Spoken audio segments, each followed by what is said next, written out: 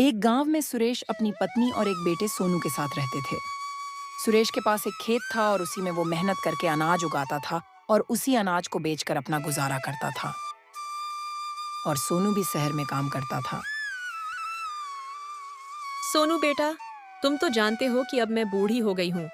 अब मुझसे घर का काम काज नहीं होता है और तुम्हें सुबह ऑफिस जल्दी निकलना पड़ता है और इतनी सुबह मुझसे खाना नहीं बन पाता है। अरे कोई बात नहीं माँ, मुझे पता है कि आपसे अब ज्यादा काम नहीं होता है, इसीलिए तो मैं आपसे सुबह खाना भी नहीं मांगता। मैं ऑफिस बिना खाए ही चला जाता हूँ। अरे बेटा, यही तो मुझे अच्छा नहीं लगता कि तुम बिना खाए पिए ऑफिस जाते हो। देखो तो तुम कितने कमजोर हो गए हो। मुझसे तुम्हारी ये हालत देखी नहीं जाती। अब मैंने तुम्हारी शादी करने का फैसला किया है और बहुत जल्द मैं तुम्हारी शादी कर दूंगी। अरे माँ, अभी तो मैंने ऑफिस ज्वाइन किया है और अभी तो मेरे पास ठीक से रहने को घर भी नहीं है और शादी करने के लिए पैसे भी तो होना चाहिए। अब तू कुछ नहीं बोलेगा, तुझे बस शादी करनी है। पैसे वैसे की चिंता छोड़ दे। आखिर तेरे बाबूजी इतने दिन से किसके लिए पैसे कमाए हैं? सब तुम्हारे लिए तो कमाए हैं बेटा। अब तेरी शादी होकर ही रहेगी। ठीक है माँ जी, जब आप यही चाहती हो तो भला मैं क्या कह सकता हूँ। अब तुम्हारी खुशी में ही मेरी खुशी है। फिर कुछ दिन में सोनू की शादी हो जाती है और अब वो अपनी पत्नी के साथ रहता था और उसकी बीवी स्वादिष्ट भोजन बनाती है और इतने स्वादिष्ट भोजन खाकर सोनू के माता पिता खुश हो जाते हैं। अरे बहू, तुमने ये स्वादिष्ट भोजन बनाना कहाँ से सीखा है? इतने स्वादिष्ट भोजन मैंने आज तक कभी नहीं खाए। हाँ जी, तुम सही कह रहे, और मैंने भी आज तक कभी नहीं खाए। लगता है बहू के हाथों में जादू है। अरे नहीं माँ जी, ये सब तो मेरी माँ ने मुझे अपने घर पर बनाना सिखाया था और इसीलिए मैं आज इतने स्वादिष्ट भोजन बना पा रही हूँ। फिर तुम्हारी माँ को भी यही बुलाना पड़ेगा। कुछ दिन बाद सोनू की बीवी एक लड़का को जन्म देती है। देखो जी, अब मुझसे ये सब घर का काम नहीं होगा। अब तुम शहर में ही एक घर लो और हम लोग वहीं चलकर रहेंगे। अरे सुनीता, ये तुम कैसी बात कर रही हो? अभी हमारी शादी को 2 साल भी ठीक से नहीं हुए और तुम कह रही हो कि हम अपने माँ बाप को छोड़कर यहाँ से शहर चले जाएं। अब मुझसे तुम्हारे माँ बाप के हिस्से का खाना नहीं बनता है। तुम शहर चलोगे या फिर मैं अपने घर जाऊं? वैसे तो माँ मुझे शहर में रहने के लिए नहीं जाने देगी, लेकिन तुम चिंता मत करो, मैं कोई न कोई बहाना बताकर उनको मना लूंगा। माँ, मुझे आपसे कुछ कहना है। हाँ बता बेटा। वो माँ, मेरी बीवी शहर में रहने के लिए बोल रही थी। अरे वह बेटा, अभी शादी को ठीक से 2 साल भी नहीं हुए और तू यहाँ से जाने की सोच रहा है, और तेरे आला हमारा है ही। कौन ये बात तेरे बाबूजी सुनेंगे तो पता नहीं उनके दिल पर क्या बीतेगी। अरे माँ, मेरा यहाँ से जाने का कोई इरादा नहीं था, लेकिन ये हमारे मुन्ने के भविष्य का सवाल है। अगर हम लोग शहर में रहेंगे तो हम मुन्ना को एक अच्छे स्कूल में पढ़ाएंगे। और माँ, क्या तू नहीं चाहती कि हमारा मुन्ना पढ़ लिख कर एक ऑफिसर बने? ठीक है बेटा, अगर मुन्ने का भविष्य का सवाल है तो तुम लोग शहर जा सकते हो।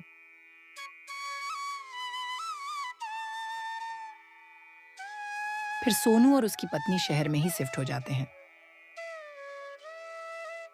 और इधर सोनू के पिता खेती करके अपना गुजारा करते थे। ए जी, सुनते हो? अब मुझे मेरे बेटे की बहुत याद आ रही है। वैसे भी अब तुम्हारी भी उम्र हो गई है। चलो, अब हम अपने बेटे और बहू के साथ शहर में ही रहते हैं। हाँ, तुम सही कह रही हो। अब मुझसे भी खेत का काम नहीं होता और बहुत दिन हो गए अपने बेटे से मिले। चलो, हम लोग कल ही चलते हैं। फिर अगली सुबह वो दोनों शहर की ओर रवाना हो जाते हैं। अरे माँ और पिताजी, आप दोनों ऐसे अचानक से यहाँ आ गए, क्या हुआ? कुछ परेशानी थी क्या? नहीं बेटा, कोई परेशानी नहीं थी, बस तुम लोगों की याद आ रही थी, इसीलिए हम दोनों ने यहाँ आने का फैसला किया। चलो फिर तो ये आप दोनों ने बहुत अच्छा किया। हमें भी आपकी बहुत याद आ रही थी, लेकिन ऑफिस की छुट्टी ही नहीं होती थी, इसीलिए हम लोग गांव नहीं आ पाए। वैसे बेटा, मेरा पोता और बहू कहाँ है? वो दोनों मुझे कहीं नजर नहीं आ रहे हैं। माँ, वो टिंकू अपने कमरे में है, आप लोग जाओ और उससे मिल लो।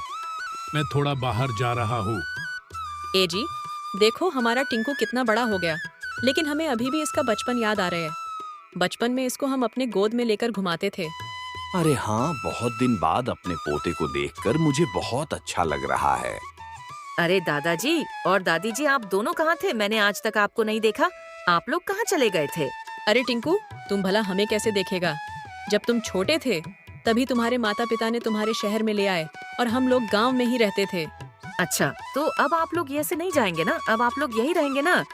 अरे नहीं टिंकू, बेटा तुम लोगों की बहुत याद आ रही थी, इसीलिए हम लोग यहाँ चले आए, लेकिन कुछ दिन बाद यहाँ से चले जाएंगे। दादी जी, आप दादाजी को समझाइए ना कि अब दादाजी यही रहे और मुझे कहानी सुनाए। बहुत दिन बाद तो आप लोग यहाँ आए हैं और यहाँ से जाने की भी बात कर रहे हो। मैं आप लोगों को कहीं नहीं जाने दूंगा। ठीक है बेटा, हम लोग कहीं नहीं जाएंगे। सुनो जी, ये माँ और पिताजी कितने दिन यहाँ रहेंगे और यहाँ से कब जाएंगे? अरे सुनीता, अभी अभी तो माँ और पिताजी आए हैं और तुम उनके जाने के बारे में पूछ रही हो। अरे वो लोग 4-5 दिन में चले जाएंगे। पिताजी को थोड़ा जल्दी भोजन करना पसंद है, इसीलिए तुम थोड़ा जल्दी भोजन पका देना। फिर सुनीता अपने सास ससुर को खाना पका के दे देती है, लेकिन उससे ये सब अच्छा नहीं लगता। फिर एक दिन जब सोनू काम पर चला जाता है तब अरे माँ जी, आप घर में रहती हो तो थोड़ा बहुत तो काम कर लिया करो। मैं सारा दिन काम करते करते थक जाती हूँ। ठीक है बेटा, तुम जाओ, आराम करो, मैं ये सब साफ कर दूंगी। फिर सोनू की माँ साफ सफाई करने लगती है।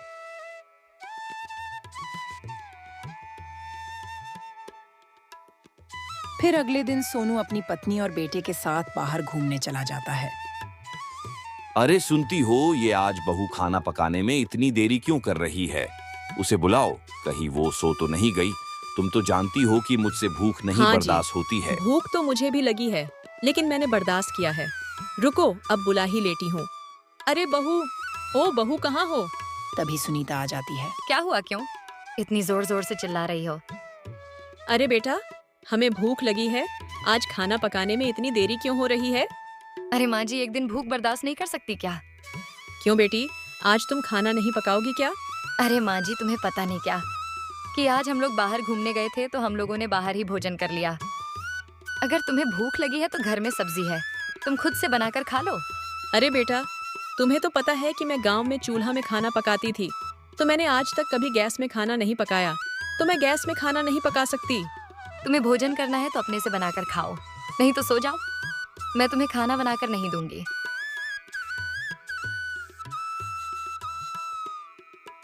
अरे सोनू बेटा सुनो, शाम को लौटते वक्त हम दोनों के लिए बाजार से कुछ खाने को ले लेना।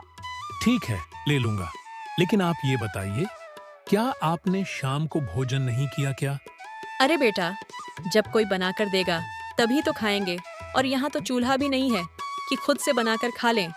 या कल रात को सुनीता ने आप लोगों के लिए खाना नहीं बनाया? नहीं, वो भला खाना क्यों बनाए? तुम लोग तो बाहर से खाकर आ गए थे, तो वो किसके लिए खाना बनाए? तुम रुको माँ, मैं अभी सुनीता के पास जाता हूँ। सुनीता, ये मैं क्या सुन रहा हूँ कि तुमने मेरा माम पिताजी को कल रात को खाना नहीं दिया? हाँ, वहाँ किचन में तो अनेक तरह की सब्जी पड़ी थी। अगर भूख लगी थी तो बनाकर खा लेती, और वैसे भी मुझसे अब तुम्हारे माँ बाप के हिस्से का खाना नहीं बनता। लेकिन क्यों नहीं बनता? क्या तुम चाहती हो कि मेरे माँ बाप यहाँ न रहे? हाँ, मैं चाहती हूँ कि अब माँ और पिताजी की उम्र हो गई है, तो इस उम्र में इनको वृद्धाश्रम में होना चाहिए था, तो आप इन लोगों को वृद्ध आश्रम में छोड़ आए। सोनू सोचता है कि अब वो अपने माँ और पिताजी को वृद्धाश्रम में ही छोड़ देता हूँ। कम से कम वहाँ उन लोगों को टाइम टाइम पर भोजन तो मिल जाएगा। फिर अगले दिन सोनू अपने फैमिली के साथ अपने माँ और पिता को वृद्धाश्रम लेकर पहुँच जाता है। अरे माँ और पिताजी, आज से आप लोग यहीं रहेंगे। अगर किसी चीज की जरूरत होगी तो आप मुझे फोन करवा देना, मैं यहाँ आ जाऊंगा और हम लोग हर महीने यहाँ तुमसे मिलने आया करेंगे। ठीक है बेटा, ये तुमने अच्छा किया कि तुम हमें यहाँ ले आए। वैसे भी हम लोग वहां से अपने घर जाने ही वाले थे। अगर घर जाते तो गांव वाले कहते कि बेटे ने भागा दिया। चलो अच्छा ठीक है, अब तुम लोग जा सकते हो। हाँ सोनू बेटा जाओ, लेकिन मेरे पोते टिंकू को बहुत अच्छे स्कूल में पढ़ाना और उसे एक बड़ा इंसान बनाना। ठीक है माँ जी। तभी वहाँ खड़ा टिंकू बोलता है, पिताजी, आप दादाजी और दादी जी को यहाँ क्यों छोड़कर जा रहे हो? अरे बेटा, अब तुम्हारे दादाजी और दादी जी बूढ़े हो गए हैं, इसीलिए हम उनको यहाँ छोड़कर जा रहे हैं और हम लोग यहाँ कभी कभी आया करेंगे। ठीक है पिताजी, जब आप लोग भी बूढ़े हो जाएंगे तो मैं भी आप लोग को यही छोड़ दूंगा। इतना सुनते ही तो जैसे उन लोगों की होश उड़ जाते हैं और उन्हें अपने गलती का एहसास हो जाता है।